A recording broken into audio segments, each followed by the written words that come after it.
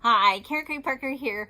I thought I'd take a minute and talk to you a little bit about my brand new book, The Quantum Human. This is a book that I literally was inspired to write about 15 years ago in response to some things that were embedded in the teachings of traditional human design that my sacral, as a manifesting generator, just didn't respond to. I have a weird connection, if you will, to source, and I'm sure many of you relate to this. You know, when I was a little girl, I had an imaginary friend. That imaginary friend later grew up to become my spirit guide, part of my spirit team. And my imaginary friend's name was Thomas. And when I was about 4 years old, riding in the back seat of my mom's car, we had the windows down because she used to smoke in the car back in those days. I would always insist to my mother that we would have to buckle Thomas's seatbelt. There wasn't always a seatbelt available for some reason, but we would buckle Thomas's seatbelt and Thomas would ride around with me in the back seat of my car. And we would have these amazing conversations. And one of the things that Thomas always said to me, both when I was 4 and much later in my life and throughout the course of my life, is he said to me, "You are here to teach love. You are here to go forth and teach only love." And that has always been my mantra. There is a part of me that has a deep awareness that I am here as part of a massive spiritual team, if you will, to change and shift the frequency of what's happening on the planet. And when we think about making frequency shifts on the planet, lifting the vibration of the planet, I think we have a tendency, especially when we're really embedded in spiritual communities, to think of that as being this really complex thing. We talk about ascension, we talk about crystalline codes, we talk about all kinds of things that are aspects of holding higher frequencies of energies. And certainly those things are also important.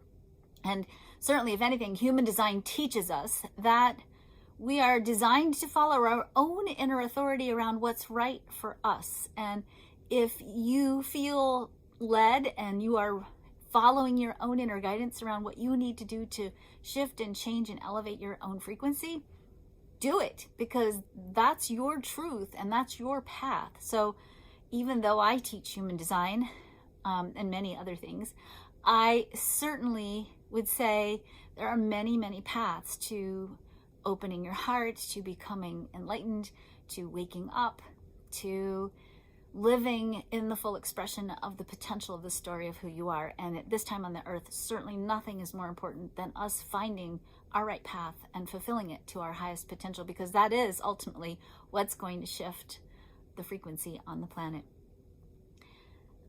And there are some stories in traditional human design that talk about the future of the world through a very dark lens. And that was definitely a story in the way that I was trained to understand human design that my sacral did not respond to. It just didn't ring true in any part of my body for myself. Now, I'm not saying that the story itself is true or not true.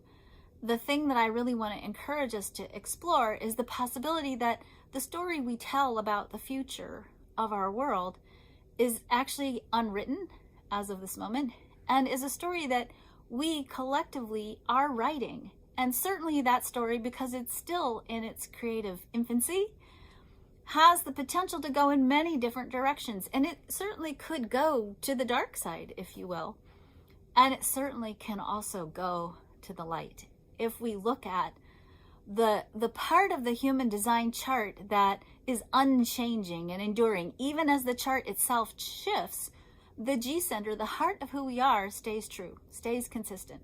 And the G center, if we look at it as the story that tells the truth about the heart of humanity, the true potential of our life direction, and the part of the chart that actually holds the magnetic resonance field that pulls into our experience things that match the heart of who we are, we see that the heart of the human story is designed to be self-loving.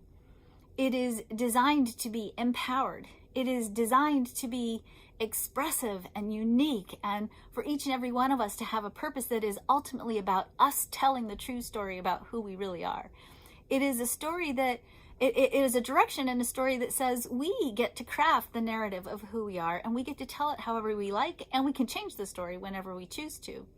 It's a direction in life, a truth that says that our direction is actually rooted in source and a higher purpose that transcends our personal ego, that requires our personal ego to serve it, but that is something that we serve. We're designed to serve something bigger than ourselves individually. It's a story, a truth that says we are designed to be fully embodied in our bodies and to use our bodies to amplify through devotion our capacity to hold and carry and work towards the fulfillment of love. It is a story that says we are designed to receive everything we need to fulfill our purpose, including the trajectory of our evolutionary plan. And it is a story that says our direction in life is here to give action, love, heart, unification towards or rooted in compassion. We're designed to be compassionate. That G-centered is it's unchanging, it's enduring, and it is a true element of the story of who we all are together. And when I look at that and I listened to some of the stories, the darker stories about where we could potentially be headed, and I thought about the heart of who we are, the heart of who we are says we aren't necessarily going to be heading towards divisiveness and hiding and feeling embattled and threatened. The heart of who we are says we're moving towards a story that is more unified, a story that allows us to fulfill our true creative potential as humans together, collaboratively, collectively, in a sustainable, peaceful, egalitarian, loving, and just way. And I really feel that story of that future of humanity in the marrow of my bones, and I suspect that many of you do too. In fact, I suspect that those of you who feel and sense that, that's part of why these last few years have just felt so disruptive. And so I kept waiting for a response from within my own sacral of when am I going to write this book? When am I going to tell my story about the future of the world, what I have been told in the whisperings of my soul since I got here? And honestly, I didn't get the call from the universe, if you will, till last year when I was in bed with COVID for about 2 months. And in that time, you know, my guides, Thomas, said, this is the year. This is the year you're going to write The Quantum Human. Okay, so I did. And it's been just a beautiful labor of love. It's a beautiful labor of love that I hope gives you hope, gives you possibilities and a sense of what might be available to us as a choice for the future, that gives you really actually literally an instruction manual about what you need to do to clear some of the old karma, the vestiges of material consciousness that might be holding you back from fully embodying faith and creating in the world from a place of faith. So I hope that this story, this book, speaks to your heart and inspires you and keeps you moving forward on your journey of the fulfillment of the true story of humanity and the fulfillment of the cosmic plan.